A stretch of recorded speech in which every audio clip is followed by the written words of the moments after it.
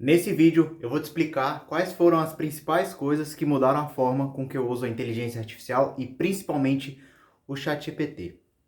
Eu trouxe umas anotações aqui para eu não me perder, então vamos lá. Primeira coisa é que eu estou usando o ChatGPT especificamente, acho que já faz uns 2 anos. Então no final do ano que ele foi lançado eu comecei a utilizar e aí na virada do ano eu fiquei simplesmente fascinado com tudo que ele entregava. E aí no começo eu não entendia muito bem como ele funcionava e eu fazia bastante pergunta, pedia para ele gerar coisas grandes com um prompt só e eu não tinha ideia do que seria esse tal de prompt. Mas eu ia conversando com ele e pedindo as coisas. Como eu fui sempre curioso e perguntador, ele tirava bastante dúvidas, inclusive dúvidas de coisas que eram do próprio sistema dele, então de como ele funcionava, tá? Basicamente eu perguntava sobre um assunto, como que gera um conteúdo de SEO? E aí ele explicava e depois eu perguntei, como que você gerou? O que que você levou em consideração? Quais foram as boas práticas? Sinceramente, na época eu fiquei bastante impressionado, mas se a gente for olhar para como o conteúdo era gerado dessa época, ele falava uma coisa, depois ele fazia análise do que ele falou e às vezes ele nem de fato tinha levado em consideração aquilo dali, tá? Então lá no começo, no chat GPT, se eu não me engano, era o 3 na época, ele fazia bastante disso, de não ter muita conexão entre os assuntos, e ele gostava de inventar mais do que ele já gosta de inventar hoje, tá? E nesses 2 anos usando aí, eu acho que foi 2 anos mesmo, mas ao longo desses 2 anos eu uso ele basicamente todos os dias, não acho que não tem uma exceção assim de dia que eu não use, a não ser que eu não esteja no computador, mas sempre que eu estou no computador eu uso ele. Uso ele para fazer correção de texto, pedir ideia. Às vezes eu não tenho ideia de como responder alguma coisa de forma talvez mais formal para falar com os clientes. Então eu pego ali os principais tópicos que eu gostaria de responder, eu peço para ele, assim ele me dá uma ideia e aí depois eu faço toda a revisão. Então eu uso ele muito no dia a dia, assim. Outra coisa que eu uso bastante o ChatGPT é para produção de conteúdo e desenvolvimento de código. Então, desenvolvimento de código, pequenos códigos, então revisar algum código que foi feito, pedir documentação de algum código. E produção de conteúdo aí é quando eu tiro um dia para falar, eu vou produzir um conteúdo agora, vou produzir um processo na empresa, algo assim, então eu uso ele, e aí não é uma forma tão simples quanto aquela de só perguntar as coisas. Aí tem alguns roteiros, que é uma das principais coisas que eu vou falar hoje, tá? Antes da gente prosseguir, eu queria trazer uma reflexão, gostaria que você deixasse nos comentários. O que você acha que está acontecendo nos últimos anos com a invenção da inteligência artificial, ou melhor, com o aumento de uso, né? Porque inteligência artificial já tem bastante tempo que existe, bastante tempo que é usada. Mas da forma que está agora disponível para todo mundo, isso é de fato uma revolução nos últimos anos. A reflexão que eu queria trazer é: será que a IA está deixando a gente mais burro?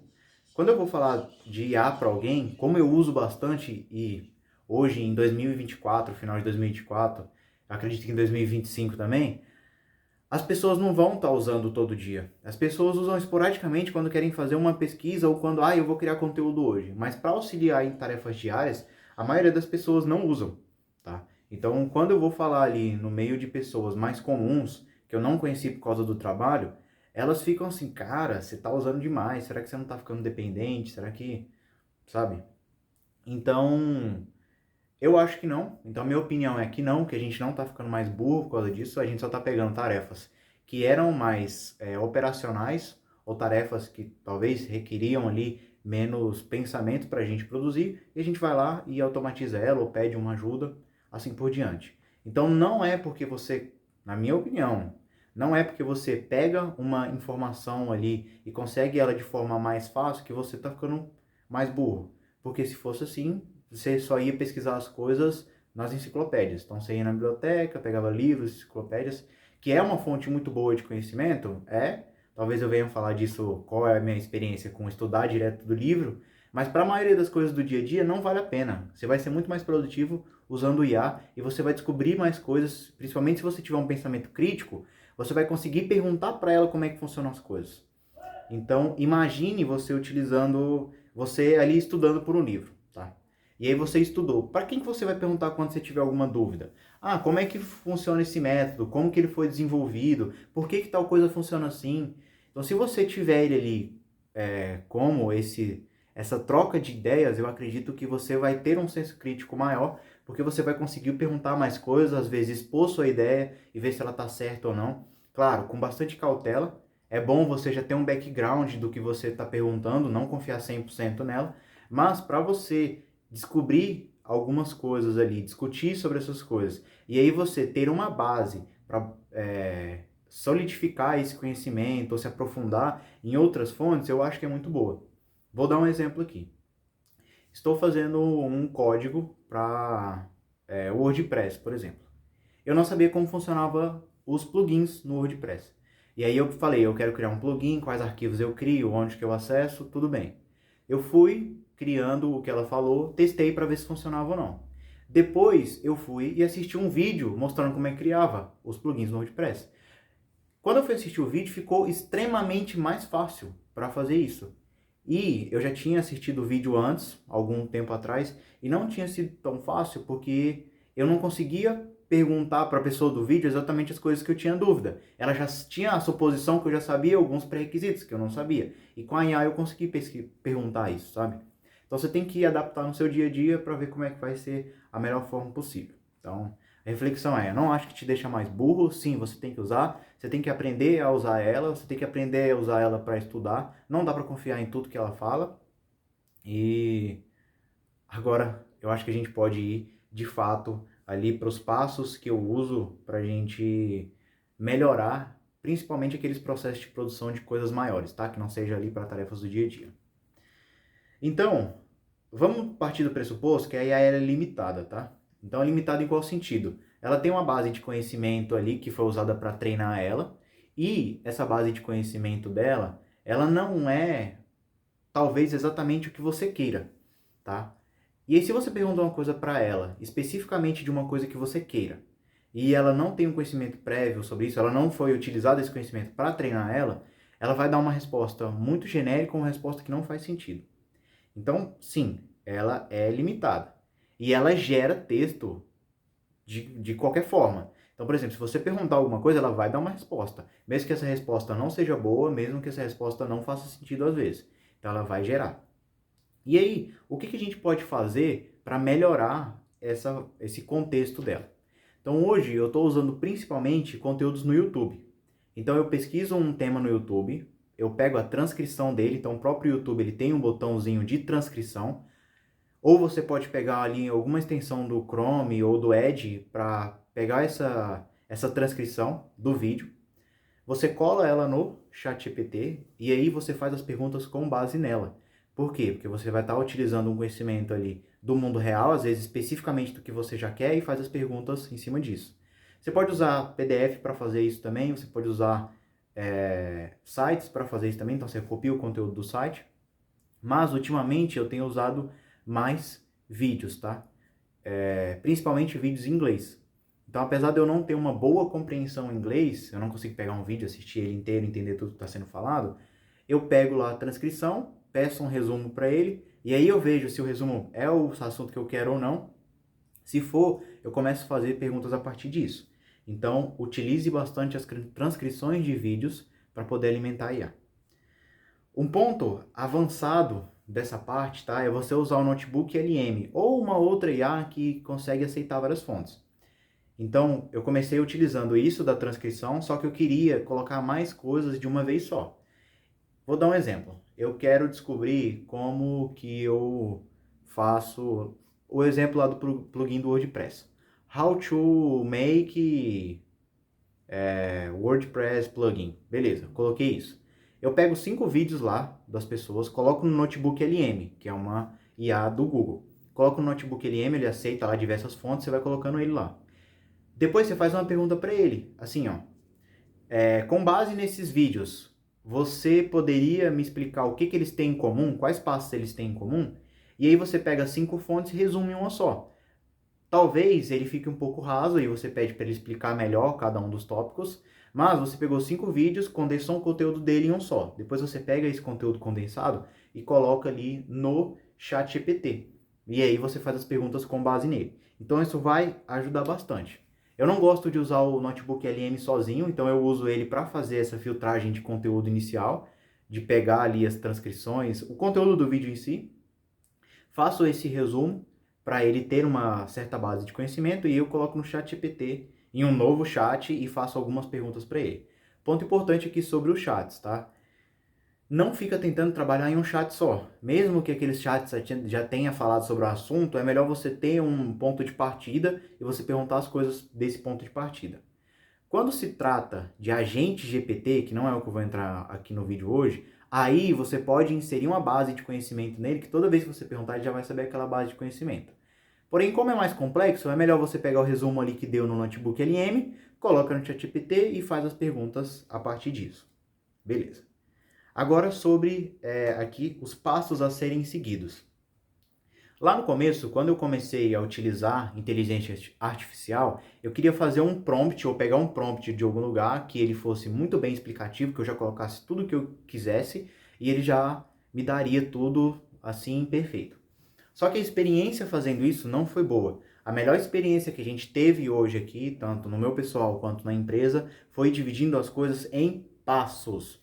Então, às vezes, os passos eles vão ter prompts um pouco mais complexos, porém, se você tentar resumir todos esses passos em um só, vai ficar muito ruim. Por exemplo, você procurou lá, how to make vídeos no YouTube, tá? Como fazer vídeos no YouTube, e aí o pessoal vai falar de roteiro. Aí no roteiro você tem que seguir lá a introdução, tem que fazer a parte ali dos tópicos, tem que fazer uma chamada para ação e assim por diante. Se você pede para ele fazer um roteiro único disso, cara, ele vai ficar limitado, ele não vai conseguir gerar uma resposta muito boa, tá? E aí, nesse exemplo que eu estou dando, qual que seria a melhor opção? Então você tem o tema, você já sabe o que tem que ter, por exemplo, numa introdução, você já fez ali o estudo antes no Notebook LM de como produzir uma boa introdução, e aí você vai utilizar isso para perguntar só sobre a introdução. Então você fala o tema e pede a introdução. Aí beleza, gerou a introdução. Depois você vai perguntar sobre os tópicos ali intermediários. Às vezes você pode fazer isso até em outro chat e ir colocando isso ali num Google Docs, né? As respostas que você gostou. Criou no outro chat, aí você vai falar sobre o desenvolvimento do vídeo. Então vai ter a base de conhecimento que você fez ali, o conteúdo, que eu falei lá, que tu pegou do Notebook LM, e só sobre o desenvolvimento do vídeo, só sobre os tópicos. E aí você pode pedir para ele os tópicos que você vai falar nesse vídeo. Depois que você pega esses tópicos, você pega outro para gerar os tópicos. E aí você vê se você quer se aprofundar mais ou menos. Se você quiser se aprofundar mais, é ideal que você trabalhe cada um dos tópicos separadamente. E aí você pode usar prompts para isso. Ok. Depois, a finalização. Beleza, foi mais um passo. E como que faz a finalização? Às vezes você pode usar o conteúdo que já produzido antes para ele te dar uma finalização melhor, colocar alguns contextos de conteúdo que você já produziu antes para ele fazer essa interligação. Aí vai depender muito de qual finalidade você quer. Mas se você dividir essas tarefas em passos, provavelmente o resultado final vai dar muito melhor. Beleza. Depois que você fez isso aí, dividir em passos, obter os resultados, às vezes os resultados não é da forma que você quer. E quanto mais você utilizar e melhorar esse processo, mais fácil as coisas vão ficar. Mas provavelmente as primeiras versões deste processo e das respostas não vão ficar boas. E aí, como que a gente pode melhorar elas? Então você obteve, lá você deu o prompt, você obteve um resultado. Esse resultado você gerou várias vezes e nenhum deles ficou da forma que você queria. Então você pode corrigir ele, tá? E aí você vai pedir para o ChatGPT fazer o quê? Você vai colocar qual foi o prompt que você deu para ele e você vai mostrar qual foi a resposta e qual foi a resposta que você construiu. E aí você vai pedir para ele o que você poderia adicionar no prompt para que o resultado que ele entregue, né, o resultado que ele entrega ali, fique mais parecido com a sua versão corrigida. Então você fazendo isso, você consegue explicar para ele de uma forma que ele entenda coisas que às vezes você não consegue explicar. Por exemplo, o ChatGPT ele gosta de usar alguns termos como impactante. Ele vai falar de um problema. A empresa ela tinha um problema impossível de resolver. E depois que a gente resolveu esse problema, a gente teve um impacto extraordinário na empresa. Então ele adora usar esses termos, né? E eu não sabia o nome desses termos. Então eu corrigi isso e depois pedi para ele fazer essa correção. Quando ele fez essa correção, ele criou um prompt para evitar termos superlativos, evitar adjetivos tal e tal coisa. E aí a partir disso eu descobri que isso se chamava termos superlativos que ele usava. E o texto ficou muito mais parecido com algo que eu criaria. Então você gera todos os passos e depois você vai fazendo a correção com esses prompts. Ele vai te dar uma resposta e aí você vai colocar essa resposta nele, corrigida, e pede para ele explicar o que você corrigiu e te dar um prompt novo. E assim você vai fazendo a versão 1, versão 2, versão 3 do processo e assim por diante. E isso vai tornar as coisas extremamente mais fáceis, tá? Então gerar prompts e aí você tem que guardar esses prompts, tá? Porque se toda vez... Lá no começo eu conversava muito com o ChatGPT e eu criei uma forma de pensar na minha cabeça que eu conseguia pedir as coisas passo a passo estruturado. Mas toda vez ficava diferente, toda vez eu tinha que pensar de novo. Então anote cada uma dessas versões. Versão 1 é essa, versão 2 são esses passos. Isso vai ajudar tanto a você, seja no seu dia a dia, ou se você for em empresa, porque mais pessoas vão poder usar isso. Então, crie este hábito de anotar. E tenta sempre corrigir para você não corrigir e refazer o processo, para que você não tenha que fazer correção manual depois. Se todo prompt você está tendo que corrigir a mesma coisa, toda a resposta que ele te dá, você tem que corrigir a mesma coisa, então é provável que você está perdendo eficiência. Então, como aquilo que eu falei, ele sempre usava termos superlativos, eu sempre corrigia. E aí, eu fiz isso para não precisar mais, tá? Ponto muito importante aqui sobre tudo isso. Depois que você tiver isso pronto, vai ficar extremamente mais fácil automatizar esse processo. Então, lá no começo, às vezes a gente quer colocar um promptzão, nossa, monstro, master, que funciona para tudo, colocar, eu quero que faça isso, e ele já faz todos os passos, provavelmente não vai funcionar. Mas depois que você tem esse processo, de iterações, de passos mesmo, de entrada e saída, ele pega uma resposta, você joga no outro chat, trabalha ela de novo, você consegue automatizar isso através do N8N, tá? Integromat e não sei se vale a pena você de fato fazer, tá? Às vezes compensa contratar alguém para fazer, mas sabe o que? Com essas ferramentas de automação ali, no code ou low code, como o N8N, você vai pegar o primeiro passo e vai criar um agente para ele ali, colocar os prompts para ele, e aí você coloca uma entrada. Essa entrada ela vai ser processada. Depois que essa entrada for processada, ela vai ser processada por outro nó, vai ser processada pelo outro, e cada nó desse vai ser um dos passos que você fez e obtém ali a resposta final, tá? Mas não tente fazer isso se você não tem um processo antes. Então, se você ainda não testou antes, você não vai conseguir automatizar, porque você automatiza um processo que você faz, você não automatiza um processo que você ainda não tem, tá? Mas isso assim é bem mais avançado. Se for para empresa, eu acredito que vale muito a pena contratar alguém para fazer isso. Eu não faço isso, eu não automatizo nada para ninguém, mas a gente contrata pessoas para fazer. E a minha dica é essa: faça isso também, porque para aprender a mexer nessas coisas técnicas, apesar da IA facilitar muito hoje em dia, você ainda vai passar muito tempo que às vezes você pode estar se dedicando a uma coisa que vai te dar mais retorno. E sobre isso de dar retorno, provavelmente se eu fizer um vídeo falando sobre custo de oportunidade, ele vai estar aí nos comentários fixados, tá? Coloca aí se tu quer saber mais sobre isso também, que daí eu explico como que a gente pode avaliar melhor se a gente está perdendo tempo com alguma coisa que, na verdade, era melhor estar fazendo outra e outra coisa dava mais dinheiro. Beleza, então? Então no vídeo de hoje foi isso. Se inscreve no canal, compartilha se você achou útil, deixa sua opinião aí embaixo, se tem alguma dúvida coloca aí embaixo também e bora pra cima. Valeu!